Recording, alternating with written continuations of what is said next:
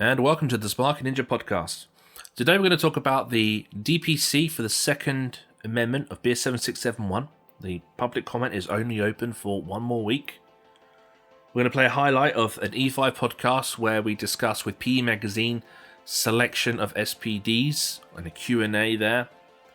We're then going to talk about training, where we're going to look at the new methods of assessments that have been created during this COVID period, and are these new methods going to stay? And to finish off, we're going to talk a little bit about CPD options as we look at the Schneider Partner Portal program.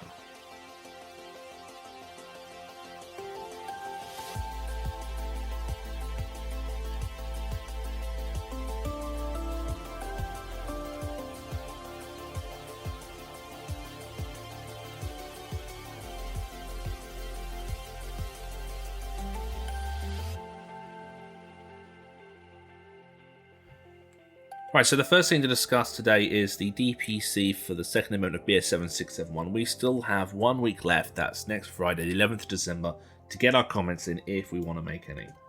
If you've not had the opportunity to actually look at this yet, you can access it on the BSI site. There's videos on YouTube, we've put some up, E5 guys have put some up, there's some on the podcast, everyone's talking about this. So do take the opportunity to get a look, and if you think you need to make some comments, then do so.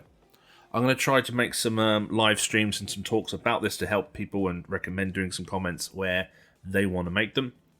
Some of the things that are proposed, it's all proposed, but some are proposed, are, for example, I'll just look at this little list here. We've got the inclusion of fiber optic cables within the scope of the standard. That's a great thing, in my opinion, because it means we're going to then consider more about the telecommunications and fiber optic cabling within the scope. Because whilst we may not work on it directly, we have to wire these systems in, and they do break fire barriers and they do break compartments, and there are risks of premature collapse and all that stuff, so it's very much applicable to the requirements of 7671. Some other suggestions was the AFDDs are going to be pushed so that they're going to be used for all purposes other than lighting in domestics. That's understandable. We knew that AFDDs were going to become a shall requirement instead of recommended. There's nothing really surprising with that at all.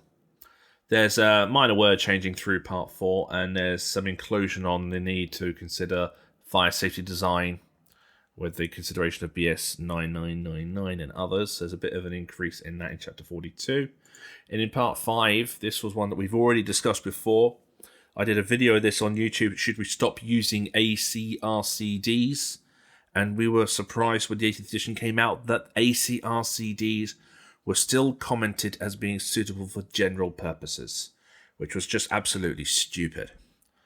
We've made some videos on this, we've done demonstrations about the potential issues of ACRCDs being saturated or blinded by some DC equipment that can leak DC, back into the actual device. And surprise, surprise, we now see that in this proposed amendment, it's now switched. So it's no longer that AC is suitable for general purposes. It's now A shall be used. And it's worded that type ACRCs are only for fixed equipment if it's known that the load will have no DC components within it. So there's nothing surprising there at all. But this does strongly tell you to stop buying ACRCDs, basically. Unless for some reason you only install things like incandescent luminaires or heaters on coils and things like that. A couple of things, the foundation earth electrode as required, it's now obviously come back. It was obviously in the public draft the 18th, it went away, it's coming back now because there's a huge introduction in this standard of Chapter 82 for prosumer installations and functional purposes. So foundation earth electrode has come in there, we've done lots of talking on this before.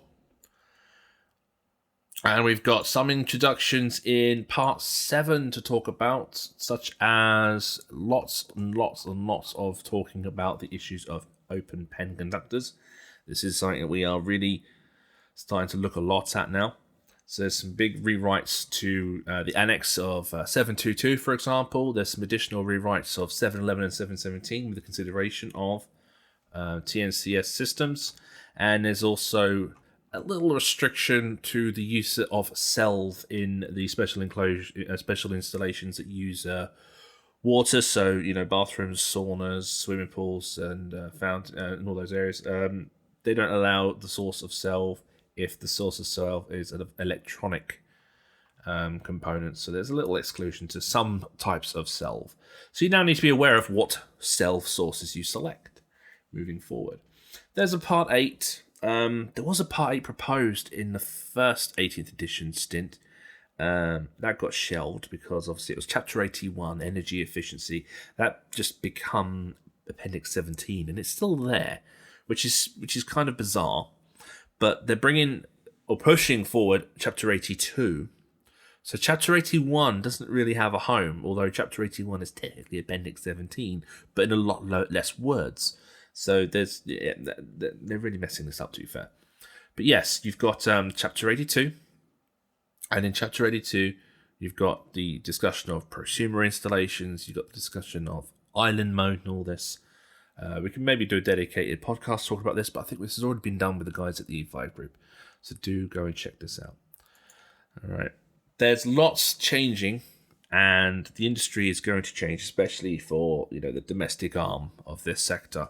So you need to get into this standard now and look at what's going to happen, because if it's not going to come through after this publication, which isn't actually going to come out until 2022, around the March-April time, but if it doesn't come out then, it will in the next. That's kind of how this works. They'll test the waters and then they'll hold things back or they'll thrust them forward. But get a look and have a comment.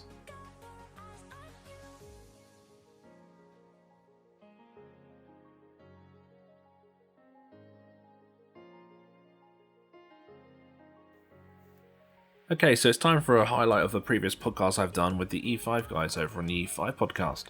This one is where we were doing a talk with Richard from Professional Electrician magazine. We were doing some questions and answers with him. And one of the questions given to us was with regards to the selection of SPDs, where one of the readers had written in a bit frustrated with the advice given by his common person scheme provider. So Richard tells us the scenario and we all offer an opinion on it. Anyway, moving on. Next question. Right, next question, boys. Next question. Right. Yep. On to one of your old favourite surge protection.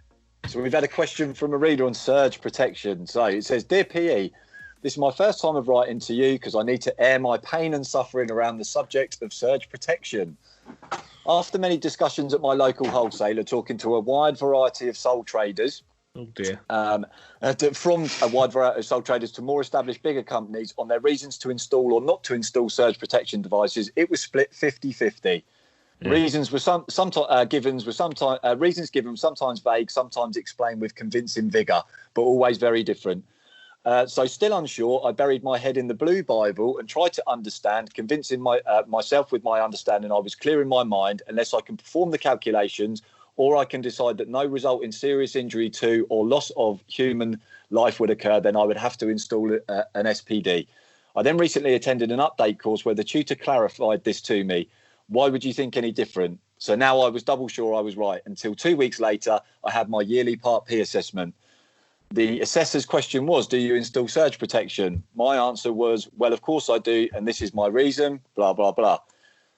The inspector's response or the assessor's response was, well done, but you don't have to because of the on-site guide. Shock, horror, more pain and suffering for myself. Now, these two guys work for the same body and their reasons both can be justified, but who is correct? So what did he say about the on-site guide? So I'm just going to... So he said all it is here is there's two explanations. So it says, do you install surge protection? Well, of course I do. This is my reason. It says, but you don't have to because of the on-site guide. So is there That's a different not a reason, explanation? Is there a different explanation in both of those? First of all, an inspector should not say you don't have to because of a publication by the IET. There must be a specific thing. Yeah, you don't say I'm not going to do that because of a book. Yeah. So he needed to expand on that to actually inform the contractor. Yeah. To educate. So first of all, I'm going to say if that's actually I've got both. Let me just go through them. Let's have a look. Let's have a look a bit more detail. Word, what the actual CPS assessor said, and that assessor is shite. I think what Dave is technically trying to say in a clinical manner is it may be worthwhile reassessing how much vigour the assessor makes an assumptive... You do not say you don't need SPD because of a book. Yeah. And now I'm having to open this. Look how clean my book is. That's how much I use the on-site guide. My NIC one, I have to say, is far superior. Is that good? Yeah, mate, honestly. I didn't get a free one. So there's... Excuse me. Paid for mine. Thank you very much. Oh, okay. Well, next time, get a free one. They tried to give it to me for free, but I said no. I'll. All right, so figure 3.7. I've learned my lesson now. If they ever offered me another free bottoms, going, yeah, give me it. Yeah. Right, well, So basically what it says in the at, on-site guide is just a copy of what it says in BS 7671. So it's literally the same regulation repeated. Yeah. There's no new information here. So does he mention what the CPS was? No, he doesn't. Yeah. No, he doesn't mention who the CPS was in this particular question. I mean, his point at the end. I mean, I would guess looking at actually who he's referring. I'm not going to name them at the bottom of this actually, but there is one possibly named. But he says, I understand that surge protection can offer benefits, and moving forward, it will, along with arc protection, become the norm. The bit I get really annoyed with is why the wording and the message coming from the powers that be are not clear and precise. If we as competent electricians are giving misguided, mixed messages to our customers, how can they gain any faith in the industry? I just hope my customers don't phone up our governing bodies on different days of the week because they are likely to get different answers. Well, that's always been the case, though. It's all, yeah. I was going to say. So first of all, they're not governing bodies. Let's repeat that message. They're not governing bodies. They're private for-profit companies that say they're voluntary regulatory bodies. But then again, in all fairness, I could say that about somebody's mother. I just love the fact that Rich has got this podcast going with us lot, and 3 of us have the on-site guide in hands right now. I've got 2. I've got 2 on-site guides in my hand. Within about 2 seconds as well. Yeah, they're all within arm's reach. Right. I don't see any. I mean, it's just as John says, it's just the 7671 info, isn't it? Yeah, there is a chart on the next page which might not be quite exactly the same, but ultimately, just remember that the on-site guide is exactly what it says. It's a guide. Yeah. It is not the actual regulations, unless it specifically says in the margin in blue the regulation number. But ultimately, in terms of select whether you need surge protection or not, it's all in BS 7671, and it comes down to whether or not you've determined that there is going to be a risk involved. And a quick summary is the fact that if it's a commercial industrial premises, it's almost certainly going to be required because there's a list of about 4 different items, which 99% of the time it's going to come under one of those. And then it comes down to your domestic ones, which is where this sort of confusion deal is. Yeah. And you've got this thing where it says there's some kind of exemption on sort of the value of the equipment installed in the installation, which again doesn't really fit in because everybody's got TVs and iPads and all this other stuff. If you do the calculation, which is a big pile of bother in those cases, you can say, it's not actually needed. But again, whether or not that's something you want to do. And I think the final point there is that for domestic installation, the cost of surge protection is like 50 quid, £100. It's not a huge cost in terms of if you're putting in a new consumer unit or doing a rewire. No. So if the customer really doesn't want it and they're obsessed that they really don't want to spend £50 extra, well, fine. But ultimately, it shouldn't be really an issue here. It's a minor part of the installation, and don't get too hung up over it. So it pretty much now shouldn't. I mean, we've done podcasts with this prior, and the time it takes to make this decision about assessing risk, and the point of assessing risk is to assess risk to not need the protection. Yeah, just install the frickin' thing. Yeah, you know. Yeah. I think this might be the point he's trying to pick up on. I think is by looking at the points. I'm just looking at a couple of other details he's put in the email. It's essentially that he's looking at the Blue Bible. So he's looking at the section on overvoltage control and the 4 items Chapter within 44. that. Yeah, and there's nothing on there about the total value of the installation and equipment. It's basically saying where the rules that you say you know where you're looking at results in serious injury or loss to life or anything like that. So I think the point the guy's trying to make is to justify that the installation of an SPD should be done regardless. The problem is, I mean, Kirsty from Surge has done some good CPD training on this lately, and in one of the slides she's got data from Ofcom from 2018. It illustrates over the past 10 years how much more of our equipment in the home is heavily vulnerable to overvoltages. You know, smart TVs and tablets and phones and things. A lot of equipment fails every single day, but people will just go, "Oh, that's broken. I'll replace it. I'll report it. I'll claim." They don't actually conclude it's an overvoltage fault. A lot of overvoltage kills equipment, but people don't identify that. And so a lot of equipment every day gets killed with this. And so this regulation right now with the domestic is basically, I think, just a little step to the point where we'll eventually push over voltage protection full hilt. We know it's coming in for caravan parks in the future. We know it's going to come in for ELV systems. Equipment has evolved. Equipment has evolved to the point where over voltage protection is needed. Equipment right now, I mean, if we think about equipment right at the end, the system by design in Chapter 44 needs typically 2.5 kilovolt withstand voltage tolerance as standard for Category 2, which is the standard we design in Chapter 44. That's way too much. So equipment needs to be dropped down to Category 1 or have SPD protection to bring it down below so it can withstand voltages. So SPD will be pushed through. So back to the guy's original question, the problem is confusion. If he's actually experienced where an assessor says, "Oh, you don't need to because the on-site guide," the guide says differently. I would go full Incredible Hulk mode. Yeah. And just to be clear, Regulation 443.4, the last line of the paragraph below the 4 bullet points, it states, except for single dwelling units where the total value of the installation and equipment therein does not justify such protection. So it's the installation and the equipment. Yeah. Well, so you're looking at straight away any electrical installation in the UK, 10 grand at least. This tablet here cost me 200 quid. Yeah. Yeah. More than an SPD. Yeah. Sure. One tablet. So there you go. Okay. So but there'll be instances though. Wrong. Doesn't it depend what they're actually doing? Like, so for example, alterations and additions to an existing circuit. Because you're saying you can say it's a £50 device, but let's say, for example, you've got a three-phase board and you've only got 2 spare ways, and you might be tight for space because, or what you're trying to achieve. It can very easily end up very expensive. Fundamentally, if I'm going to design a brand new circuit, it must comply with BS 7671, including the fundamental principles which requires protection against voltage disturbances for that circuit. Now, if the process of achieving voltage protection for that circuit results in providing over voltage protection for the whole system, so be it.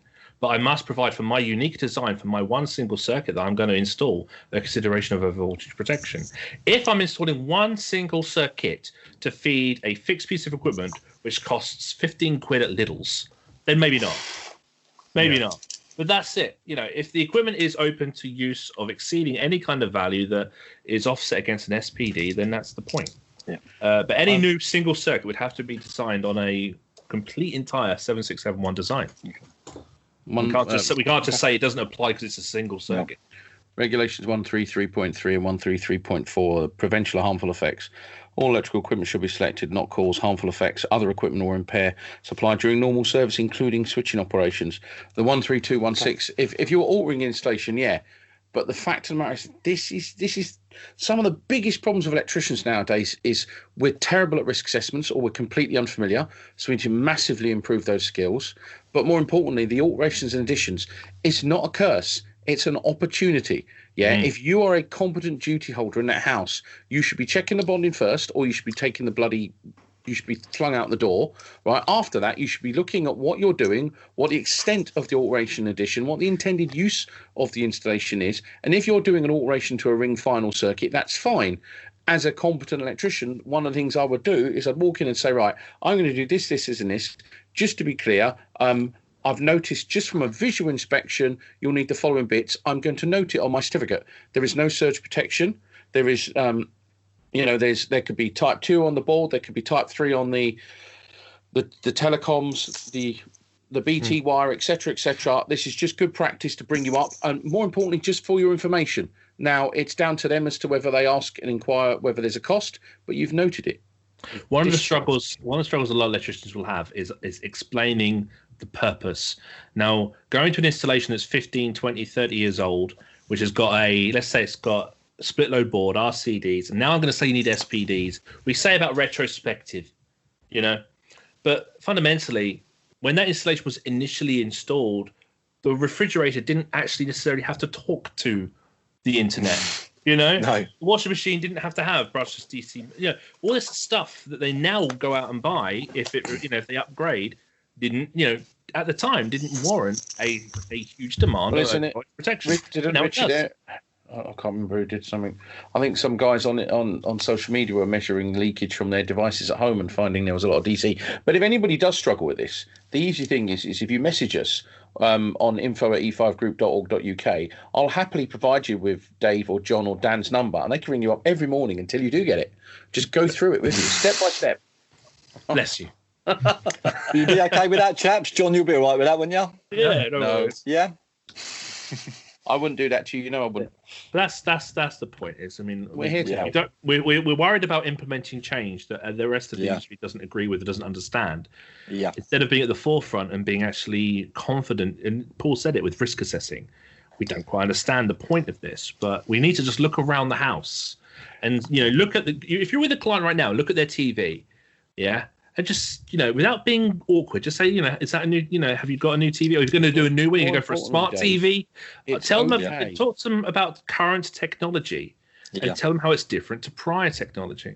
And Dave, it's okay as well for people to do this and for the clients still to say no. This is about you. Yeah, of course. But this is about you tailoring your behaviours to do the right thing every time.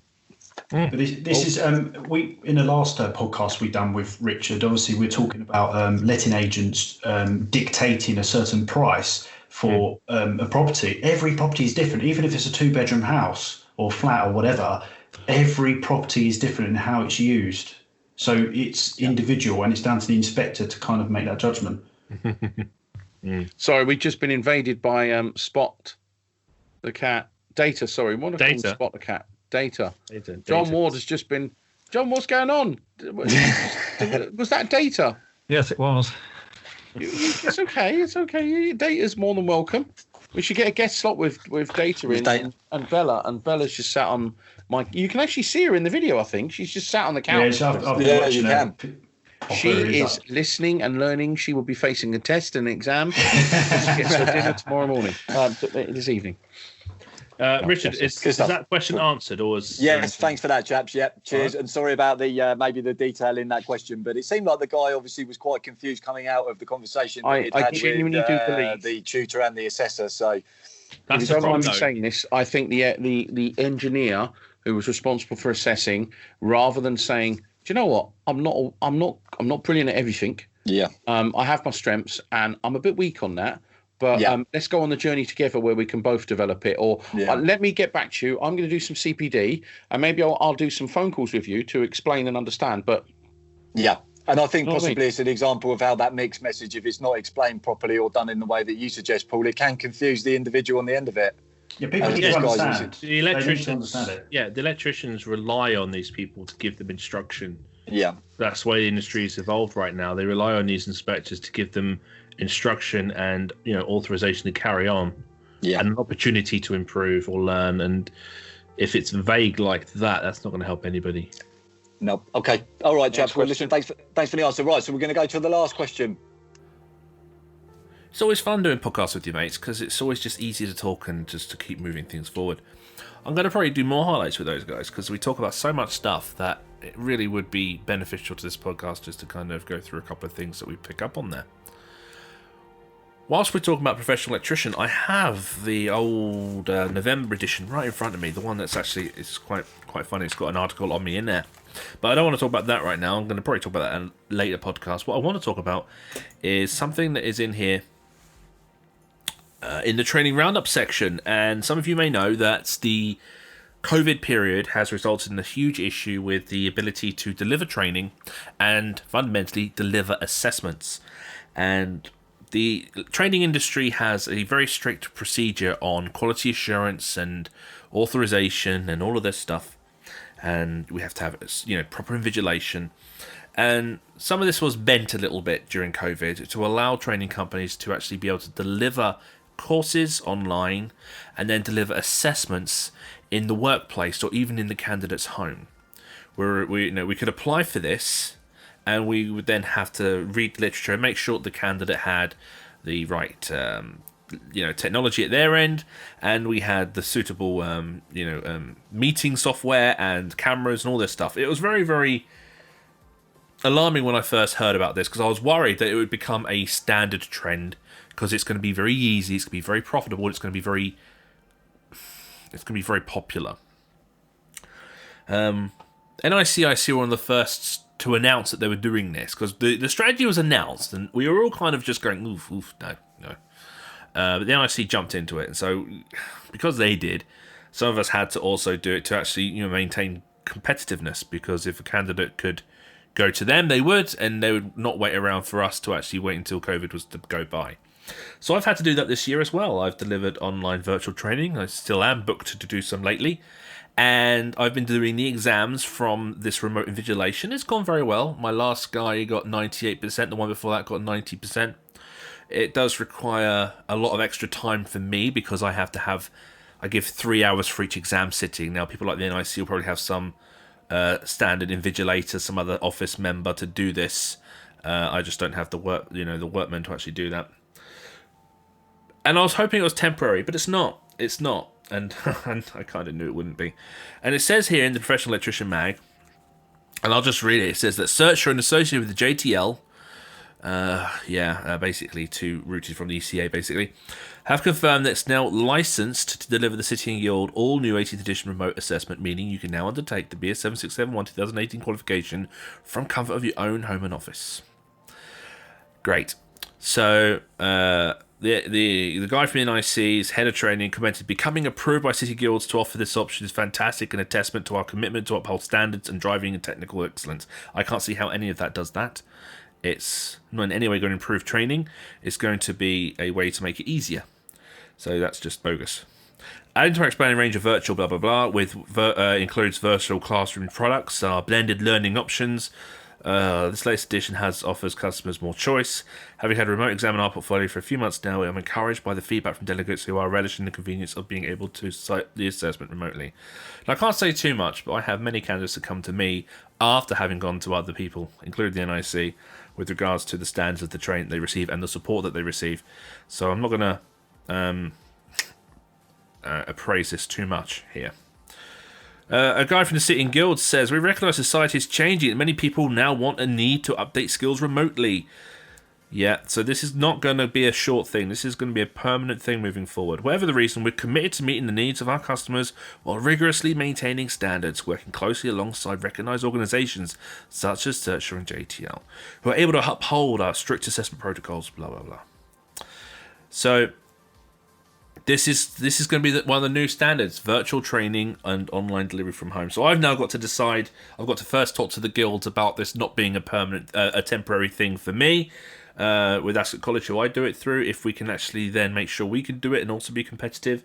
We've got to find out where we are with this. I can still today do it online remotely. The City and Guilds have just updated their assessment platform and we're all good to go. So yes, I can host a course, I can run a course online, and I can deliver the exam online. And you basically don't even have to put your pants on. You can just sit at home and, put a shirt on, please. But you can just sit at home and actually do your training and do your exam. But it looks like this is not going to go away. This is a arrangement that was engineered due to COVID, and it looks like that it's going to be a permanent fixture moving forward. And I do worry what other courses may go down this avenue. Right now it's just technical qualifications, but who knows where we'll be in a few years time, where we realise that all of it could be done from your own home in your pants. Good stuff. But yeah, I'll be looking into this heavily. I'll update on this as I read more. I'm not happy about it, but I've got to make sure that I either capitalise on there and make sure I can provide for that as well, or I'll just basically be I'll be shafted. So that's fun. What's next? Okay, CPD corner time.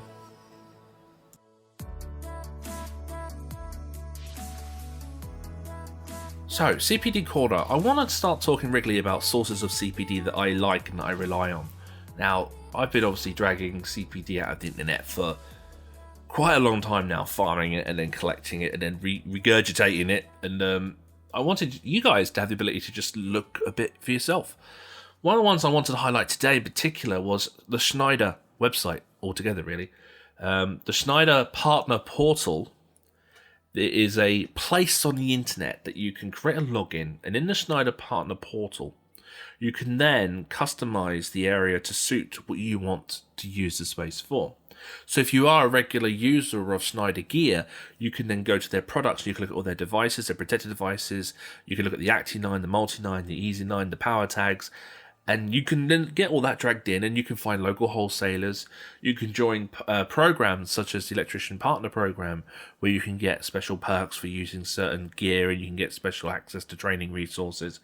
There's the Wiser program, which is their new innovative smart home technology, which I'll cover on another podcast when I've got some installed. I've got some coming soon I'm going to have a little play with. But for me, the benefit of the Schneider Partner Portal is training, because, that's what I do.